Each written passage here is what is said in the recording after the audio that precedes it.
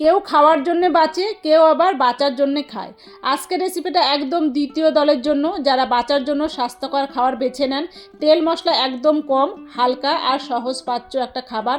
Breakfast হোক বা dinner, এমনকি বাচ্চাদের টিফিনের জন্য কিন্তু পারফেক্ট। অল্প সাদা তেলে জিরা ফোড়ন দিয়ে কাঁচা লঙ্কার পেঁয়াজটা হালকা করে ভেজে নেব।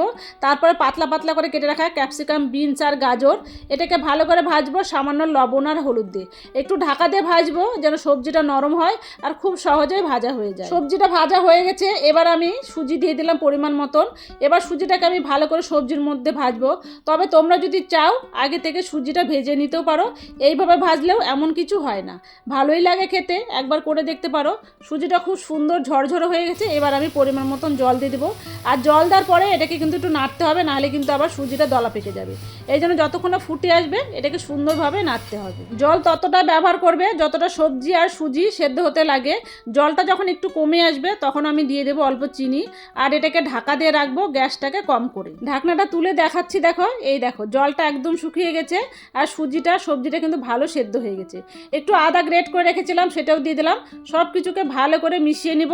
নামানোর আগে একটু ঘি আর বাটার দিয়ে নামিয়ে নিতে পারো, তাহলে কিন্তু খাবারটা আরও বেশি টেস্টি হবে। তবে আজকে আমি সব কিছুকে অ্যাভয়েড করি। আজকে সকালে ব্রেকফাস্টে ছিল আমার হাতের হেলদি সুজি, শসা, আপেল আর ছিল দুটো মিষ্টি। শসা আর আপেলের উপরে একটু ব্ল্যাক পেপার ছড়িয়ে দিলাম, ব্যাস একদম রেডি হয়ে গেল আমার হেলদি অ্যান্ড টেস্টি একটা ব্রেকফাস্ট। তোমরা যদি চাও তাহলে এরকম কম তেল মশলায় রান্না করে দেখতে পারো, একবার ট্রাই করে দেখো, খেতে কিন্তু সত্যিই ভালো লাগে। তাহলে ভালো থেকো, সুস্থ থেকো। আজ তাহলে এই পর্যন্ত, দেখা হবে নতুন কোনো রেসিপি নিয়ে পরের ভিডিওতে। ততক্ষণ সবাই খুব ভালো থেকো, সুস্থ থেকো, এনজয় করো। Thank you.